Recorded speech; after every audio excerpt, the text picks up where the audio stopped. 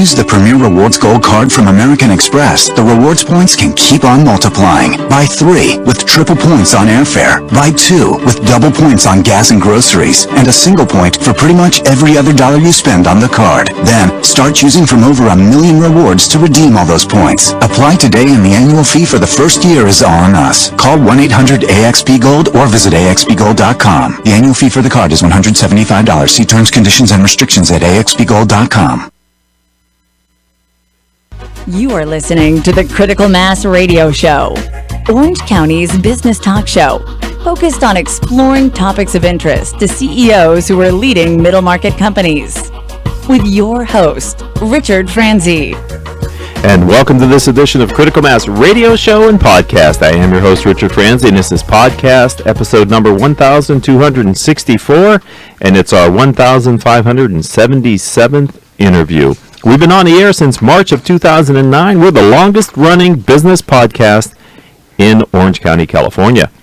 This week, I've invited Keven Costelloe, staff writer for the Orange County Business Journal, to join us to talk about the recent giant technology show in Las Vegas. And we're going to specifically be focusing on the presence of those Orange County companies who made news and an impact at the show. If you'd like to learn more about this radio show and podcast, or the CEO peer groups that I lead, why don't you visit our company's website? It is criticalmass4business.com. It gives me great pleasure to welcome Keven to the studio. Keven, welcome to the show. Nice to be here. Thank you, Rick. It's good to have you here. I love reading your articles in the Orange County Business Journal as you focus on technology. Mm-hmm. And with CES being such a large show every year in Las Vegas, I was excited to hear when we were talking that there were some California, Orange County companies are there. So let's just kind of have a ranging conversation for the next 20 minutes or so, okay? It's fine with me. All right.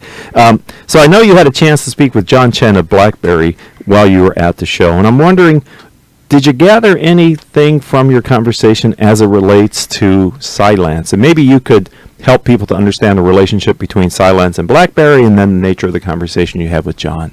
Yes, indeed. I ran into John at the BlackBerry booth at the CES show. It was a little bit unannounced, unplanned, but he was very willing to talk. So I said, well, hey, I'm from Orange County Business Journal, Orange County all the time. So what about Cylance? Now, as everybody knows, pretty much everybody knows, BlackBerry bought Cylance almost a year ago, and it's really heavily into cybersecurity, and that's the buzzword these days is cybersecurity. So I said to John, what about Cylance? Is it still going to have a big presence in BlackBerry? And he was very, very definite that it will. That's the way things are going, yeah.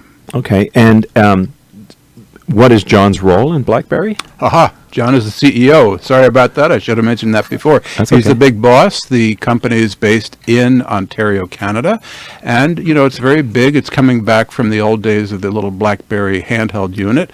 And they're heavily into cybersecurity now. And that's where Cylance works in. And John is, as I just mentioned, the CEO. He's the big boss. Right, and that's an interesting story because for those of us who have used cell phones for an extended period of time, we probably have a very clear and vivid memory of what the BlackBerry was, because it was a dominant platform, wasn't it, for quite a long time with its unique keyboard and one of the differentiators that I believe to be true, you tell me, was part of the BlackBerry allure was the embedded security that came with the device versus the more Johnny-come-latelys, which was maybe an Apple iPhone or the other products that people may be aware of. Yeah, definitely. That's the way it's going. And as I just mentioned, the Cylance security part is really at the center of what they're doing now, and that is the future for them.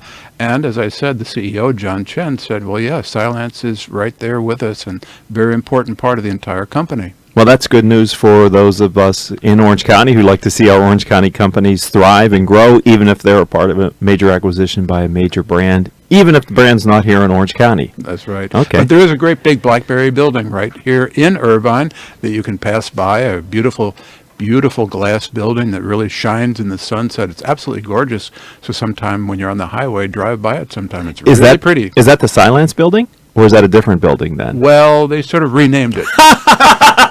So yes and yes. Yes. They really take down Cylance, BlackBerry. put up BlackBerry. Yeah. Oh, that's Yeah, awesome. but it's still a beautiful building. Right. Yeah, it's down near the Spectrum, sometime. right? Yeah. Yeah, that's a very tall, very uniquely looked. Yeah. I mean, you see that from the freeway, whether you're on the 405 or the Exactly. 5. We're talking with Keven Costelloe. As I said, he is staff reporter for the Orange County Business Journal, and you cover technology. Yes. Okay, and there's a lot of technology in Orange County. Yes. Is there more technology in Orange County?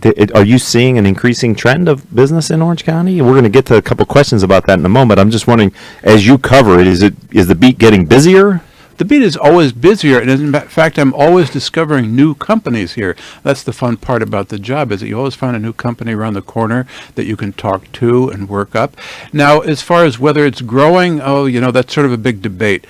The economists at Chapman University are worried that, in fact, computers, electronics, science maybe aren't growing as much as they should be, and they worry about, are we falling behind Silicon Valley? Are we stagnant? So, an exact finger on the pulse is hard to get, but as I said, you sure discover an awful lot of companies here involved in security, technology, cybersecurity, one way or the other. Right. Okay.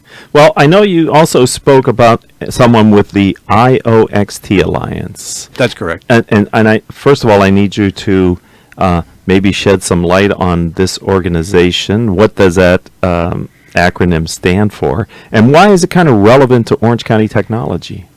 What it stands for, I'm actually not really sure. I'm Okay, not even sorry to sure ask that you they that question. know. But it is called the IOXT Alliance. It Okay. was set up by a big local entrepreneur named Gary Jabara. And what's the point? The point is that so many different products now are interconnected. Somehow or another, they are connected to the internet, and we have to watch out for them. Why? Well, I'll tell you why. If you have a camera on your doorbell, you want to make sure that that doorbell is not sending your personal information to the bad guys, to the hackers, maybe to the Chinese, who knows? I mean, it can be very, very important.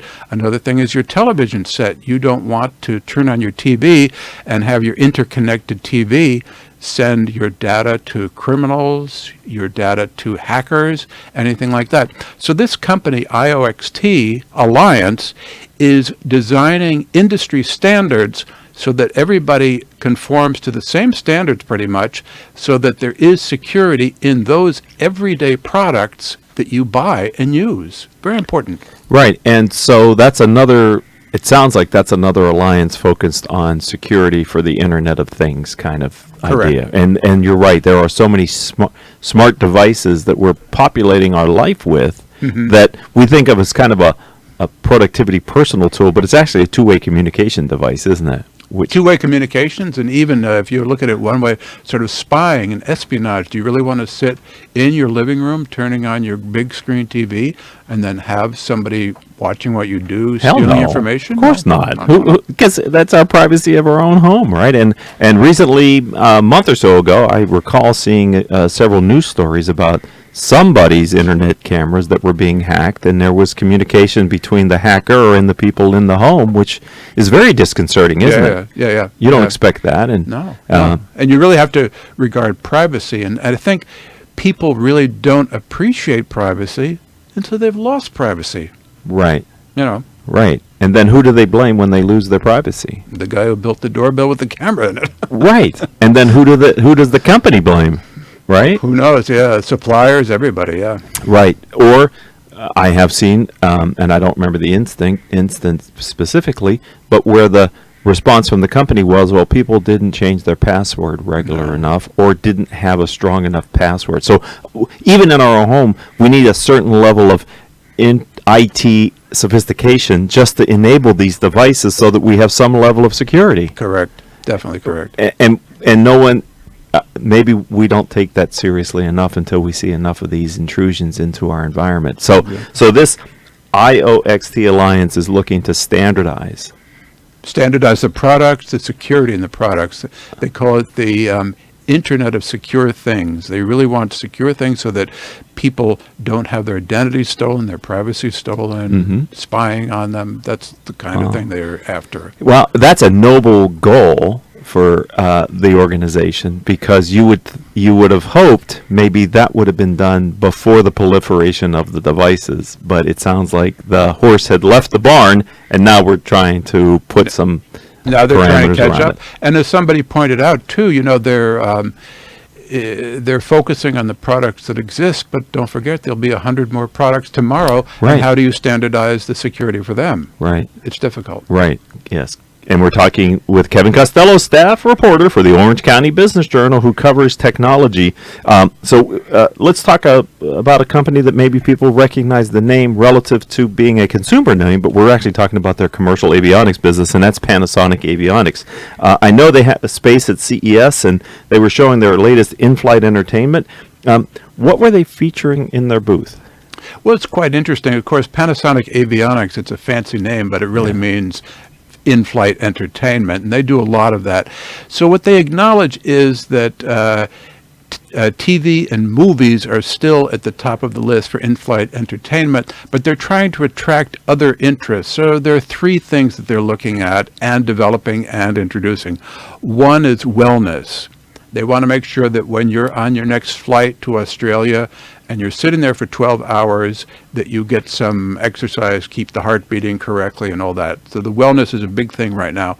Then they also have a moving map that shows you where you are, exactly where you're going. And you smile, Rick, it's just a map. Well, as a matter of fact, they acknowledge that it's what they call geotainment, a little bit of geography plus entertainment. So that's what they call it. Maybe they don't take it 100% seriously, but it does let you see exactly where you are, and it moves along with you. Then the other thing, and this is really they're thinking about it more, and that is to have gaming consoles hooked up to the in-flight entertainment system. And the Panasonic Avionics people caution me that this is still in the development stage, and it seems to me they're not 100% sure where it's going, but apparently, your kids will be able to possibly, maybe one day, get on the airplane with their gaming console and do all the things like casting and things that you and I don't really understand. Okay, so allowing people to bring their own consoles and interact with the existing in-flight systems. Exactly. Yeah. And I think part of this, just my hunch, is that people may be getting a little bit jaded about the in-flight entertainment, maybe a little bit bored. So companies like Panasonic Avionics, and then a separate company, Thales, also here in Orange County, they're trying to develop ways to make sure that people still stay entertained, amused, informed, and well.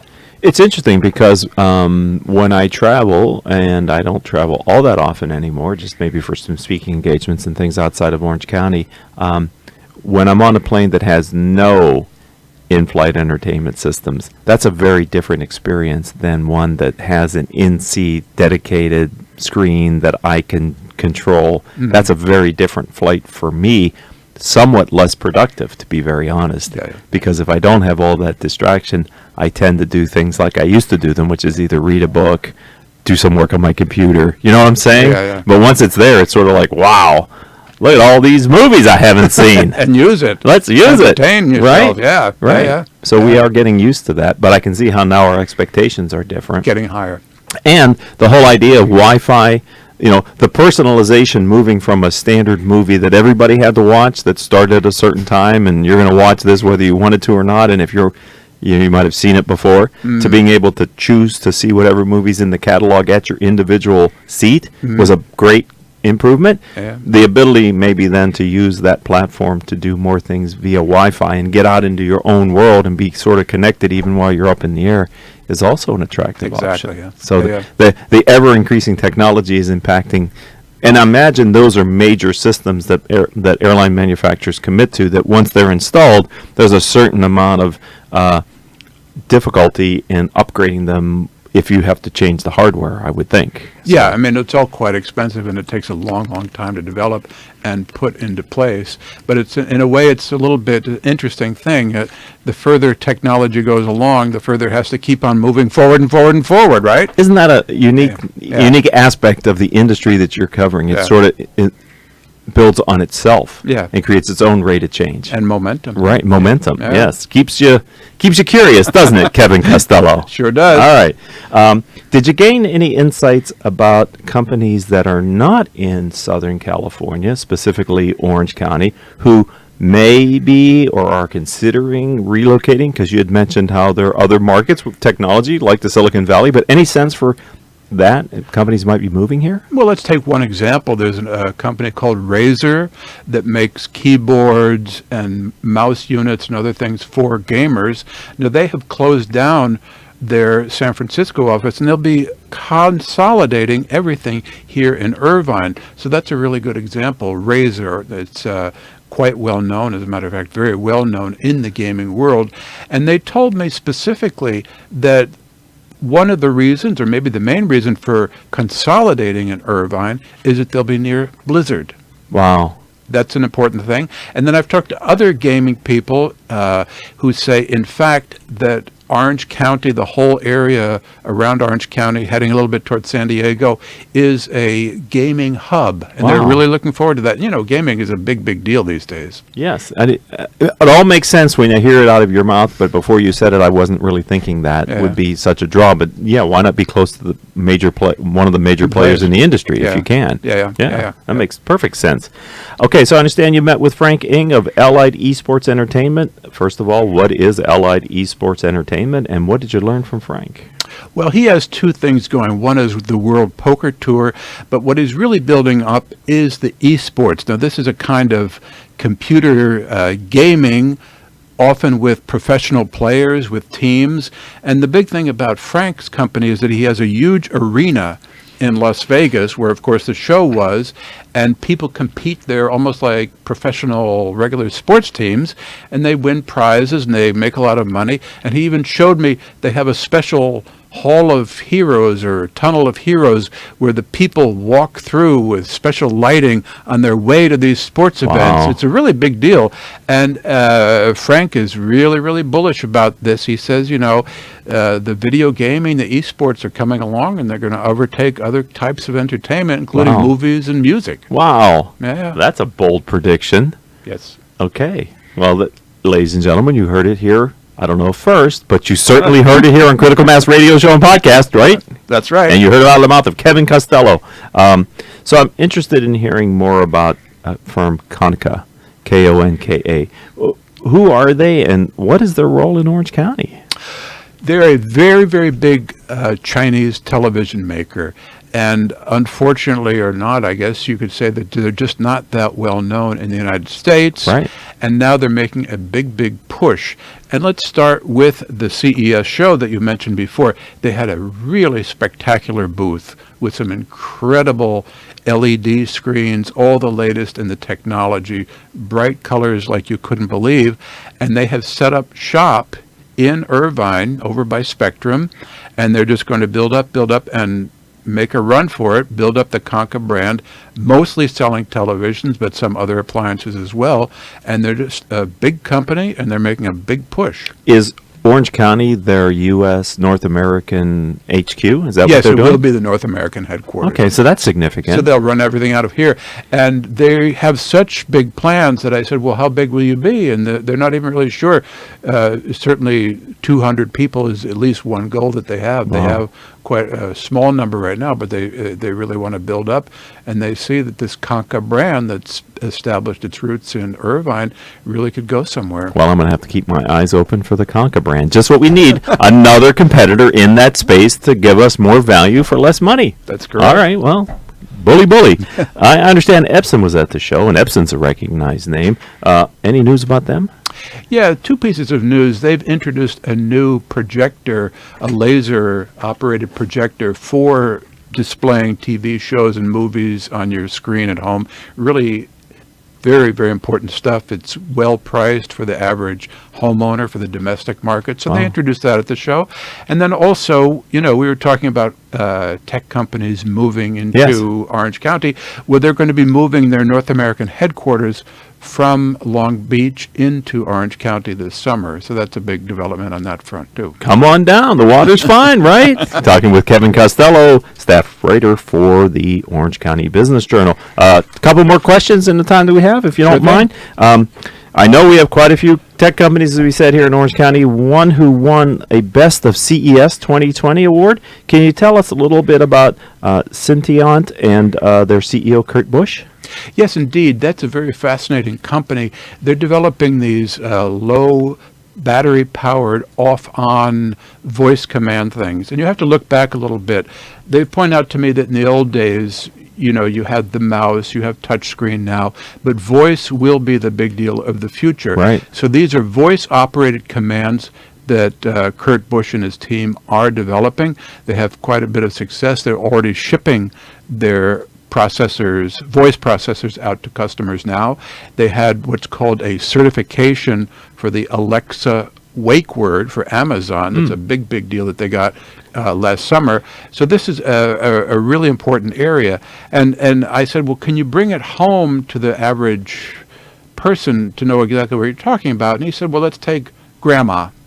He said in the old days, Grandma would push down or up for her hearing aid, or Sure. hearing aid would give more or less. He said now, Grandma will say, up, hearing aid down, and the volume will go up or down. And the important thing is, only Grandma can talk to her hearing aid with the Syntiant processor. So the grandkids can't mess with her? Exactly. Okay. Exactly, yeah. Wow. So this is very important stuff. And I said, well, let's take it a little bit further, Kurt.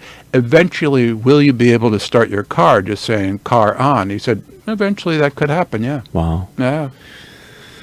It's the most natural way we communicate, right? Yeah. And if we can talk to our things just instead of programming and touching them, that seems to make perfect sense to me. That's So it. that's a company definitely to watch Yeah. here, and has a kind of a well-recognized CEO as well in Kurt Busch. Definitely. Okay.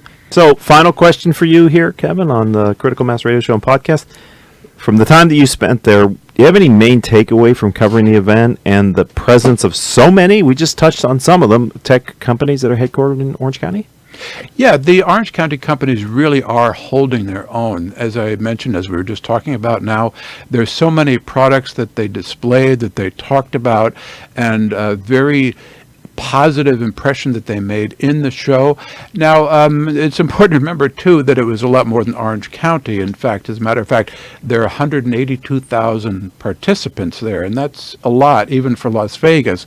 But as I walked around, I could really sense that the Orange County companies were very much appreciated. They were moving, they were shaking, they were going forward, Right. and things really look bright. That's They really excellent. do. Well, we at the end there, we highlighted one that was Best of CES, which is, as you said, that's a very competitive thing to be able to get Definitely. that kind of recognition. So that's very positive as well. Well, I hope you'll come back on the show at some point when something else is going on in the technology scene that you want my audience to be aware of. Will do. Okay, and thank you for being a friend of the program and willing participant in talking about Orange County companies. I really appreciate it. Thank you, Rick. And my pleasure. I'd also like to thank our engineer for today, Mr. Paul Roberts, and the three producers without whom I couldn't do the show each week, Joan Park, Crystal Nunley, our newest producer, Vanessa Holland. If you want to connect with me, let's start on LinkedIn. I am Richard Franzi, Franzi. And until our next show, I hope all of your business decisions will move your company in a positive direction. You have been listening to Critical Mass Radio Show Business Talk Show, focused on exploring topics of interest to CEOs who are leading middle market companies. With your host, Richard Franzi.